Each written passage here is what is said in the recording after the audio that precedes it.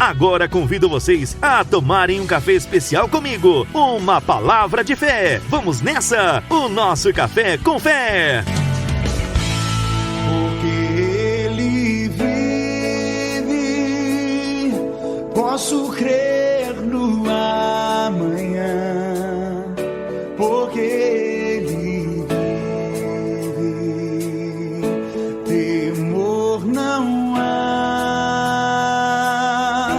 mas eu bem sei, eu sei que a minha vida está nas mãos do meu Jesus que vive está.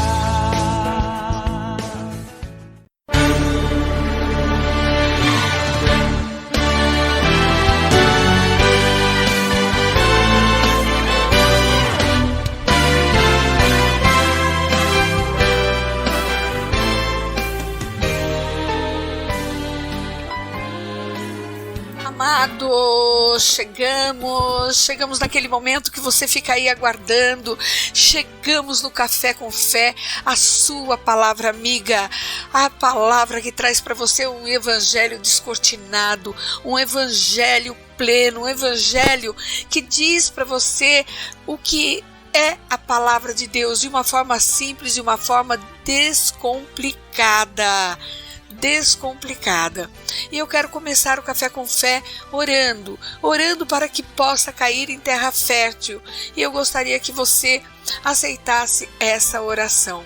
Pai, em nome de Jesus, Senhor, estamos diante de Ti, na Tua presença, para entregar esse estudo nas Tuas mãos, para entregar essa palavra nas Tuas mãos, essa palavra vindo diretamente do trono, vindo diretamente do poder do Espírito Santo, para nos revelar, nos descortinar, Senhor, a Tua palavra. Em nome de Jesus, Pai, eu entrego o Café com Fé, a palavra amiga dos meus ouvintes, Senhor meu Deus, para que o Senhor tome posição, Espírito Santo, e que caia em terra fértil, para que eles possam entender o descortinamento da Tua palavra. Em nome de Jesus, eu te agradeço, Senhor, por me usar, eu te agradeço por ser canal do seu fluir. Obrigada, Senhor, obrigada. Em nome de Jesus, obrigada. Amados, nós chegamos no Café com Fé, número 190, do dia 23 de novembro de 2021, no programa Portas Abertas número 210, como passa muito rápido, né? E o tema hoje é Amor de Deus para a Salvação. Sabe, amados, eu quero que você entenda que no cristianismo nós falamos o tempo todo de salvação, o tempo todo. O próprio nome de Jesus significa Deus salva.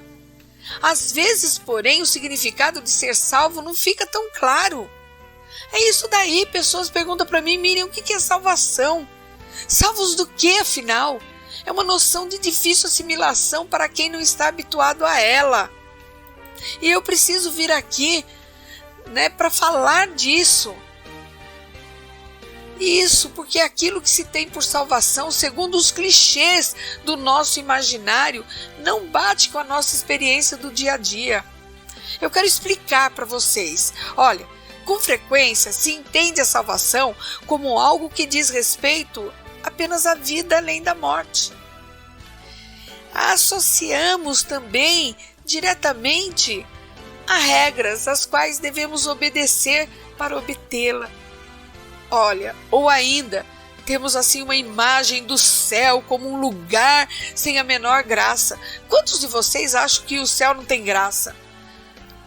Ou muitos se enganam. Ai, eu quero ir para o céu, vou andar em ruas de ouro, de prata, não sei o que. Claro que vai andar. Mas mesmo assim não tira a sensação de você que será um lugar sem graça. E diante desse imaginário, a resposta mais espontânea do nosso coração é: não é isso que eu quero. A maioria das pessoas falam isso. No entanto, amados, permanece em nós um desejo de salvação, mas não no sentido desse imaginário. Todos nós nos sentimos incompletos, insatisfeitos, ou não é assim? todos temos necessidade de nos sentir seguros, de nos sentir amados, de ser libertados de nossas contradições internas e de encontrar força para conviver com o sofrimento que nos rodeia. Ou com você não é assim? Ou sou somente eu que penso, nossa, mas será que é isso? Será que não é? Amados, vamos ser honestos com nós mesmos. Agora a questão que fica então é assim: podemos experimentar esse tipo de salvação? É isso que a fé cristã oferece? Do que a igreja fala quando fala de salvação? Eu quero, amados, que você veja o trecho do Evangelho de Mateus em que Jesus cura uma mulher que sofria com fluxo de sangue. Mateus capítulo 9, versículos 20 e 22. Ela sente que Jesus pode libertá-la da doença e do estado de marginalização e indignidade na qual ela se encontra há anos. Ou não, ela era marginalizada.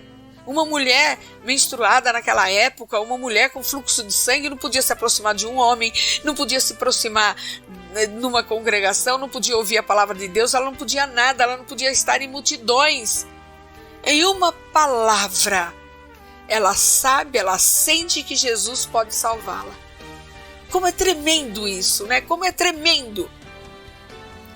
E eu quero, de fato, mostrar para você que a noção da salvação aparece 3 vezes nessa pequena narração de apenas 3 versículos. A mulher crê que será salva a tocar o monte de Jesus. Né? Ela fala, se eu tocar em seu manto, sairá virtude, eu serei salva. Jesus lhe diz, coragem, filha, a tua fé te salvou. E enfim a narração se conclui dizendo que dali em diante ela estava salva. Gente, 3 versículos. E a mulher viu que durante 3 vezes a salvação apareceu para ela. Qual foi então a experiência de salvação que essa mulher teve? Amados, é muito simples. Ao contrário dos clichês de que falamos, essa salvação que ela sentiu é palpável e responde às exigências do nosso coração. Ela descobriu que era amada com amor que nunca acaba. E esse amor, essa experiência, também teve Zaqueu, Madalena, a mulher adúltera. Foi a experiência de Mateus e de muitas outras pessoas cuja vida cruzou com Jesus. Amados, eu estou falando de pessoas comuns, porque hoje quando nós falamos de Madalena, da mulher adúltera, de Mateus e de outros, como falamos de Zaqueu, a gente pensa ali em pessoas que estavam prontas para receber Jesus. Não, mas tiveram uma experiência com Jesus de salvação. Uma salvação palpável, não é uma salvação que irão receber quando morrerem, quando forem para o céu, quando forem reinar com Jesus. Olha que coisa linda, olha que coisa maravilhosa. Na sua vida, morte e ressurreição, Deus manifestou o seu amor de modo mais claro possível. Ele nada reservou para si mesmo e Ele não colocou limites à sua entrega por nós. Sabe, amados, eu quero que você descortine os seus olhos hoje, descortine os seus ouvidos para ouvir essa mensagem, porque essa mensagem brotou no meu coração de uma forma tão intensa. Eu estava fazendo um estudo sobre salvação e veio, fala para esse povo que a salvação também pode ser palpável. Por isso, amados, Paulo pôde reconhecer que nada nos pode separar de um amor tão grande. Romanos capítulo 8, versículos 31 e 39.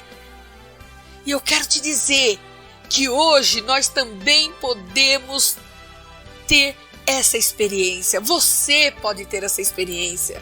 A experiência do amor é o centro da fé cristã. Só ela pode nos tornar capazes de uma mudança efetiva no mundo. Eu quero te dizer que só o amor é capaz de nos salvar. Olha que eu estou falando de amor no sábado. Eu falei de amor no Múltipla hoje de manhã.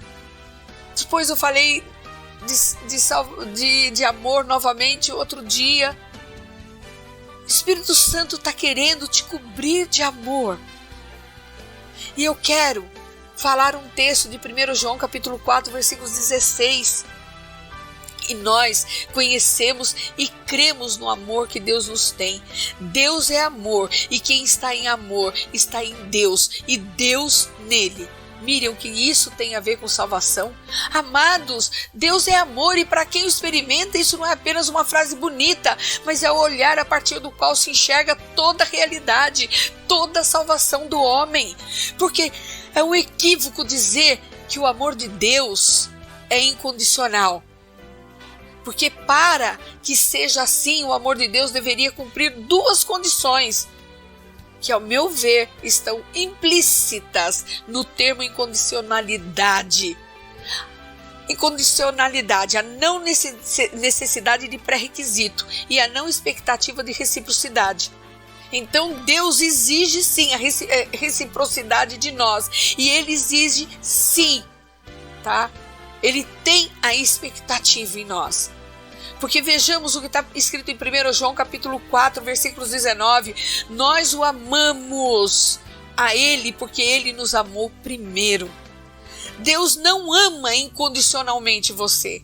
Deus ama para ser amado. Deus espera que seu amor por nós desperte amor por Ele. Se Deus amasse incondicionalmente, a salvação teria de ser universal. E a salvação não é universal, a salvação é para aqueles que creem, a salvação é para aqueles que buscam, a salvação é para aqueles que querem. Incondicionalidade significa não exigir nenhum pré-requisito e não esperar nenhum tipo de resposta. E não é o caso. Deus espera ser amado. Logo, antes de ser incondicional, o amor de Deus atua para criar em nós condições de amá-lo. Amados, entenda isso. O amor de Deus, Ele cria em nós condições de amá-lo. Não é incondicional, porque dos dois fatores que demarcam a incondicionalidade, a ausência de pré-requisito e o não aguardo de resposta, o amor de Deus contempla apenas o primeiro. O amor de Deus não exige pré-requisito. Eu vou mostrar isso para você em Romanos capítulo 5, versículos 8. Mas Deus mostrou-nos até que ponto nos ama. Pois, quando ainda éramos pecadores, Cristo morreu por nós. Amados, o amor de Deus, entretanto, exige uma resposta. Porque Deus amou ao mundo de tal maneira que deu seu Filho unigênito para que todo que nele crê não pereça, mas tenha vida eterna. João capítulo 3, versículo 16. Amados, Deus ama ao mundo, mas só salva aquele que responde ao seu amor. Como é bom ter a Bíblia descortinada. Como é bom você ter a palavra de Deus viva ali na tua frente, de uma forma clara. E um outro ponto que eu quero trazer para você é lendo 2 Coríntios capítulo 5, versículos 14 e 15. O amor de Cristo absorve-nos completamente, pois sabemos que se Ele morreu por todos, então todos morreram. E Ele morreu por todos, para os que vivem já não vivam para si mesmos, mas para aquele que por eles morreu e ressuscitou. É lindo descortinar a palavra de Deus, é lindo você pegar um versículo que você lê e de repente o Espírito Santo te revelar. Eu quero que você entenda que o amor sacrificial de Cristo é suficiente para salvar a todos, mas é eficaz aos que, conscientes desse amor, não vivam mais para si mesmos. Miriam, você está complicando. Não, porque você tem que viver para aquele que por todos nós morreu e ressuscitou. Queridos, o amor de Cristo espera gerar conversão para que haja salvação. Um outro ponto está em Romanos capítulo 8, versículos 28. Nós sabemos que tudo contribui para o bem daqueles que amam a Deus, dos que são chamados segundo o seu propósito. Queridos, Deus é soberano. mas se responsabiliza pela história daqueles que o amam.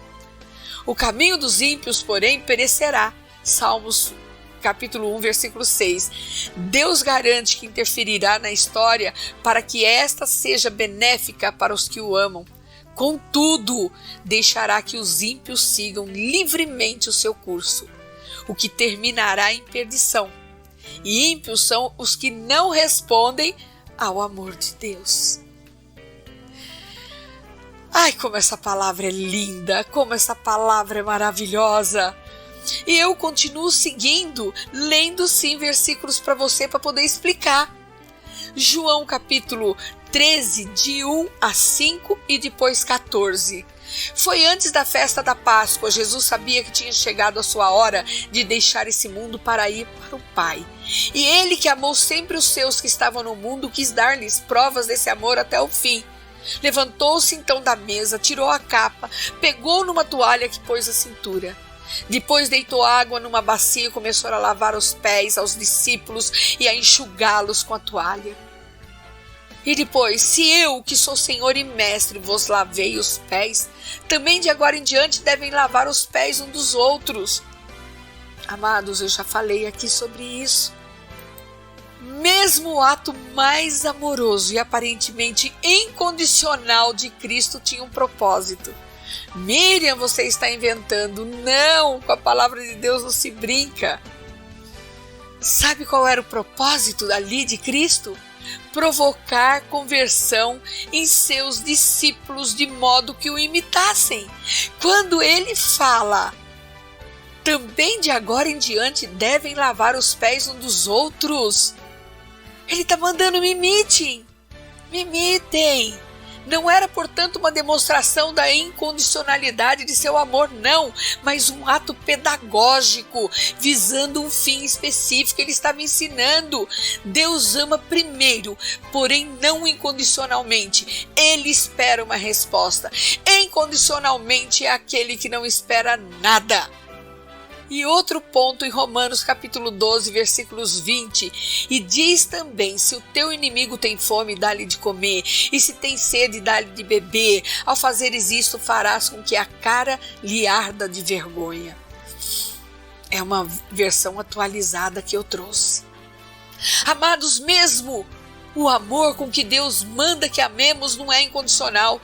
Espera uma resposta, ainda que a gente não deva parar de amar por motivo nenhum.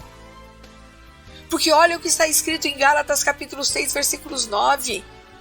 E não nos cansemos de fazer o bem, porque a seu tempo ceifaremos, se não houvermos desfalecido.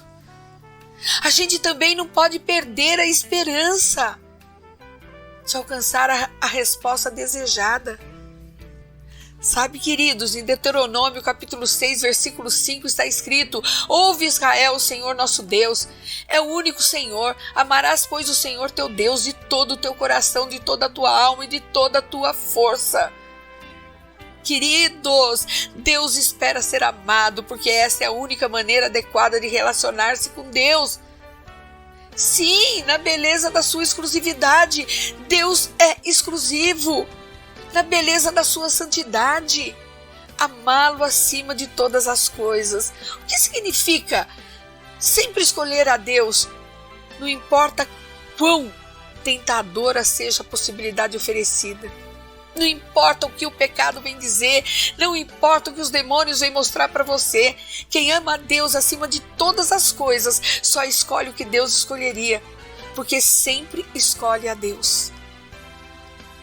Em João capítulo 14, versículos 21 e 24 está escrito assim: aquele que tem os meus mandamentos e os guarda, esse é o que me ama. E aquele que me ama será amado por meu Pai, e eu também o amarei e me manifestarei a ele. Quem não me ama, não guarda as minhas palavras, e a palavra que estáis ouvindo não é minha, mas do Pai que me enviou. Aquele que diz, eu o conheço, não guarda os seus mandamentos, é mentiroso e nele não está a verdade. Aquele, entretanto, que guarda a sua palavra, nele verdadeiramente tem sido aperfeiçoado o amor de Deus. Nisto sabemos que estamos nele. Aquele que diz que permanece nele, esse deve também andar assim como ele andou. 1 João capítulo 2, versículos 4 e 6. Calma que você vai receber o Café com Fé, a sua palavra amiga. E você vai poder refletir melhor sobre esse ensinamento. Quem ama a Deus? Eu estou te perguntando e te provocando. Quem ama a Deus? Você ama a Deus? Quem ama a Deus é aquele que obedece. O que acontece com aquele que obedece a Deus? O amor de Deus é nele aperfeiçoado. Isto é, nele o amor que saiu de Deus consegue cumprir a missão para a qual saiu. Queridos, Deus ama para ser obedecido. Ó, outra condição aí. Quem não obedece a Deus como resposta ao seu amor, não só não o ama, como nem o conhece de fato. Logo, não pode nele permanecer, até porque nem está nele. Ei, eu não estou aqui condenando ninguém, porque é a palavra de Deus que está falando com você hoje. Eu não sou o Espírito Santo de Deus para falar com você. Quem é o Espírito Santo de Deus é aquele que Jesus nos deixou. Eu quero que vocês entendam o que está escrito em Mateus capítulo 7, versículos 21. Nem todos aqueles que me dizem Senhor, Senhor, entrarão no reino dos céus, mas apenas os que fazem a vontade do meu Pai que está nos céus. Com tudo isso, amados, os que não obedecem a Deus não serão salvos. Não porque a salvação seja pelas obras, mas porque a graça de Deus, que em nós foi derramada, nos torna filhos da obediência. Filhos prontos para as boas obras e para andar de modo digno do chamado que recebemos. Porque pela graça nós somos fortalecidos com poder no homem interior. O seu homem interior tem poder de Deus, podendo assim ser imitadores de Deus. Você pode, como filhos amados, como nos ensina o apóstolo Paulo na carta aos Efésios. Queridos, Deus não está só falando com você hoje, Deus está falando com muita gente. Deus está falando comigo, Deus está falando com a minha família, Deus está falando com meus amigos, Deus está falando com todos os que estão ouvindo. Porque está sendo descortinado nesse momento os olhos, está sendo descortinado nesse momento os ouvidos, mas é Deus que está falando com você. Eu sou obrigada a fazer uma pergunta para você que muitos estão aí me fazendo. Então quem peca não é salvo? Oi, você ainda está aí? Fica aí mais um pouquinho comigo. Para os que caem em pecado, há uma palavra de obediência que, em sendo cumprida, demonstra que eles ainda amam ao Senhor, embora por um momento tenham desonrado. E o que é isso? Mas se confessarmos os nossos pecados, Deus, que é fiel e justo, perdoará os nossos pecados e nos purificará de todo o mal. 1 João capítulo 1, versículos 9. Amados, por que Deus permite o pecado? Davi era um homem pecador. Vocês acham que Deus não tinha poder? Eu vou até fazer uma parte, isso não está escrito aqui não. Deus não tinha poder para impedir Davi dos pecados. Ele não tinha poder de impedir que Davi dormisse com Batseba. Ele não tinha poder para impedir que Davi mandasse o marido de Batseba para poder morrer. Ele não tinha poder. Você acha que Deus não tem poder para impedir o pecado na sua vida? Aí entra o amor de Deus. Aí entra o amor de Deus. Aí entra o arrependimento. Aí entra o amor de Deus, onde Ele quer ser amado, onde mesmo em pecado você pode pedir perdão para Ele, onde mesmo em pecado você pode estar com o coração sincero. Quantos estão aprisionados no pecado e não têm forças para sair? Muitos estão nesse momento chorando, gritando, ansiando, eu quero sair do pecado e não tem forças. Você acha que quando Davi olhou aquela mulher tomando banho e se interessou por ela, ele não sabia da lei de Deus? Ele não sabia da obediência a Deus? Amados, vamos pensar nisso. Porque a força para sair do pecado só vem com o amor de Deus. Só vem quando nós invocamos o amor de Deus verdadeiro para nós. Quando nós invocamos que Jesus é o Senhor da nossa vida, quando nós invocamos, pode crer que tem processo que pode levar muito tempo, mas muito tempo para se desvencilhar da sua vida. Agora eu quero te dizer que há uma ordem clara para todo que se dizendo filho de Deus cair em pecado: o arrepender-se. A ordem não pecar. Contudo, disse João: filhinhos meus, essas coisas vos escrevo para que não pequeis. Se todavia alguém pecar, nós temos advogado junto ao Pai, Jesus Cristo justo. 1 João capítulo 2, versículos 1. E eu quero dizer, para aquele que está em acusação, para aquele que está tentando ser o Espírito Santo na vida das pessoas, mostrando o pecado do seu irmão, não mostra não. Você pode até admoestar o seu irmão, mas não para envergonhá-lo. Você pode admoestar o seu irmão em amor, em carinho, porque somente Deus. E lembre-se que quando você acusa o seu irmão, ele tem um advogado. Quem é o advogado dele é Jesus. Quem está advogando essa causa é Jesus, o justo. Você faz o papel de advogado da acusação. Quem é que veio para acusar? Satanás, o diabo. Então, quando você acusa alguém que está em pecado, você está fazendo o papel do diabo, porque nós temos um advogado justo, um advogado junto a Deus, que é Jesus Cristo.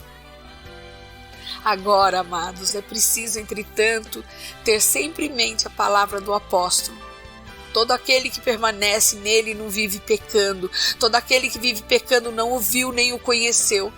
Todo aquele que é nascido de Deus não vive na prática do pecado, pois o que permanece nele é a divina semente. Ora, esse não pode viver pecando porque é nascido de Deus.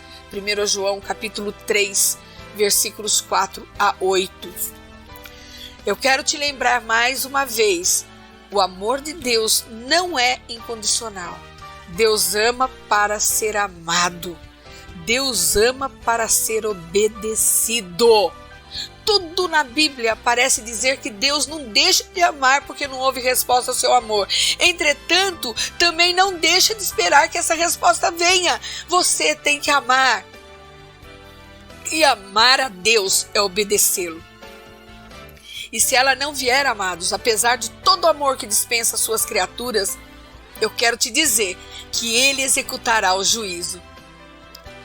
Deus executará o juízo. Por isso, arrependei-vos, voltar para o primeiro amor, para o amor do Senhor. Arrependei-vos. O arrependimento traz salvação.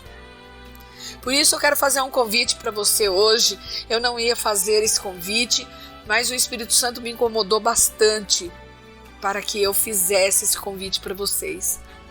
E esse convite, embora individual, ele vem carregado de promessas, ele vem carregado de bênçãos.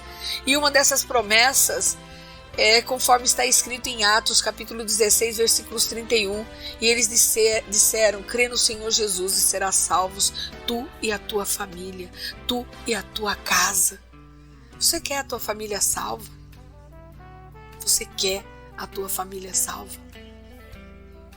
Esse convite é para você, porque Deus não faz nada incompleto, Ele faz tudo completo. Jesus é a fonte da água viva. Por meio da sua morte e ressurreição, nós podemos ter a vida eterna. Aí entra a salvação do outro lado. Eu falei da salvação daqui, eu falei da salvação que você vive dia após dia. Agora eu estou falando da salvação eterna. Eu estou falando da salvação onde todos temos sede de Deus, onde Jesus mata essa sede e enche as nossas vidas. Amados, em João capítulo 7, versículo 38, está escrito assim: se alguém tem sede, venha a mim e beba. Quem crer em mim, como diz a Escritura, do seu interior fluirão rios de água viva. Por isso que eu te faço esse convite. E esse convite te dá direito a bênçãos, com direito à restauração e vestes novas. Esse convite, esse sim, ele é pessoal, ele é intransferível, e você terá acesso à porta, a Jesus, a única chave. O convite é para oferecer a Deus, é para obedecer a Deus. Obedecer. Porque quando você obedece, você está aceitando o amor dele, você está amando como ele. E para que você se torne um filho e tenha livre acesso ao Pai, basta que você se arrependa dos seus pecados, que os confesse nesse momento para o Senhor e o aceite como seu Senhor e Salvador da sua vida, numa oração de libertação e perdão de pecados, uma oração de renovação e purificação. Em João capítulo 14, versículo 6, está escrito: disse-lhe Jesus, eu sou o caminho, eu sou a verdade, eu sou a vida. Ninguém vem ao Pai senão por mim. O que você está esperando, menino e menina? O que você está esperando? Se você caiu nesse programa de paraquedas, se você está ouvindo agora, é porque Deus permitiu, porque o Espírito Santo de Deus quer te pescar. Em Romanos capítulo 10, versículos 9 e 10 está escrito: a saber, se com a tua boca confessares ao Senhor Jesus e em teu coração creres que Deus o ressuscitou dentre os mortos, serás salvo, visto que com o coração se crê para a justiça e com a boca se faz confissão para a salvação. Amados, Deus não precisa de você, você precisa dele. Deus está te chamando para que você tenha essa salvação. E eu estou te oferecendo Jesus, o mesmo que virá para julgar os vivos e os mortos. Todos nós passaremos pelo julgamento, todos nós passaremos pelo crivo de Deus. O único que pode acreditar a você a certeza do seu nome constará no livro da vida é o Senhor. Ele é o único que pode. Eu vou fazer uma oração, eu vou fazer devagar para que você possa fazer comigo, e é uma oração que eu repito sempre aqui, de vez em quando a gente dá uma mudada. E eu quero que onde eu coloco o eu, você coloque o seu nome. Deus, eu reconheço que sou um pecador e que tenho feito aquilo que não te agrada. Compreendo que, embora não seja merecedor, Jesus Cristo morreu por mim e pagou o preço dos meus pecados. Pelo poder do seu Espírito Santo, eu confesso os meus pecados e me arrependo. Eu peço agora que me perdoe e me aceite como seu filho, através da sua graça e do sacrifício do seu Filho amado. Pelo poder de Jesus Cristo. Eu peço a Ti, Pai, que escreva o meu nome no livro da vida eterna, para que quando for feito a leitura, meu nome se encontre lá. Conduza a minha vida pelo poder do Teu Espírito Santo e me ensine a andar no caminho da sua retidão e a fazer a sua vontade. Faço essa oração em nome de Jesus. Amém. Amados, eu creio que se você recebeu Jesus como seu Senhor e Salvador nesse momento, você está se perguntando para que serve a salvação. A salvação serve aqui para você se livrar do poder de Satanás. A salvação serve para quando você morrer, para você caminhar na eternidade com Ele. E eu quero te dizer agora, nessa noite, que Jesus te ama. Por isso Ele morreu por você. Eu vou fazer uma oração para você, simples e curta, e você diga amém se você concordar com ela.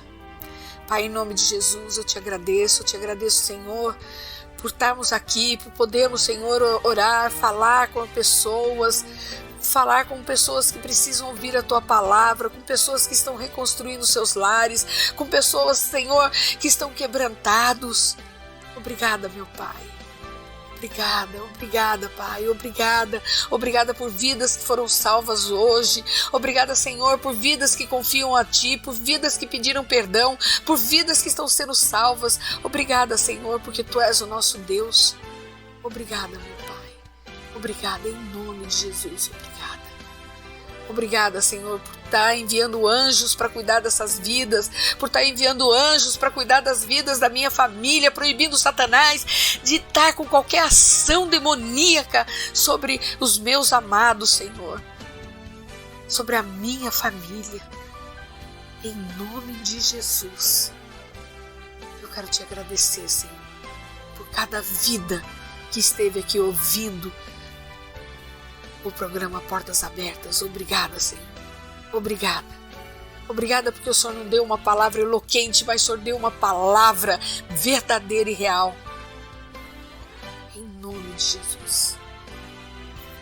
Amados, nós chegamos no final de mais um Café com Fé e eu quero lembrar que o programa Portas Abertas traz esses estudos para você, mas para você compreender acerca da palavra de Deus, um evangelho assim descortinado mesmo, simples, né, sem evangeliquez, mas são ensinamentos que o Espírito Santo permite, mas o programa não traz a comida espiritual que você necessita. Você precisa de um pastoreio, você precisa de um pastor, você precisa muito mais do que somente ouvir o Café com Fé. Você precisa de um pastor que pague o preço pela sua vida. E eu tenho certeza que o Espírito Santo vai encaminhar você para a igreja, para a casa de oração. Eu não gosto de falar igreja, eu gosto de falar casa de oração. Para que você tenha comunhão com outros irmãos, para que você se alimente da palavra de Deus, para que você possa ter no seu coração incrustado essa palavra. Mas eu tenho que te alertar. As portas são diversas, mas a entrada é estreita. Não se deixe levar pelas facilidades de qualquer evangelho, não. A igreja, a casa de oração que não pregar pecado, não é uma casa de oração honrada, porque pecado é pecado. Deus te ama, como eu te falei, mas não ama o pecado. E de sorte que a fé é pelo ouvir e ouvir a palavra de Deus. Porque a partir do momento que você se alimenta da palavra de Deus, você tem intimidade com Ele, você o conhece. Não somente de ouvir falar, como Jó coloca lá no capítulo 42, mas você ouve de conhecê-lo, de estar com Ele, de caminhar com Ele. Esse versículo ele traduz toda essa importância de você ouvir e se alimentar da palavra de Deus. Eu estarei aqui orando pela sua vida, para que Deus, que começou a boa obra, aperfeiçoe em você. E esta foi a sua palavra amiga no nosso Café com Fé.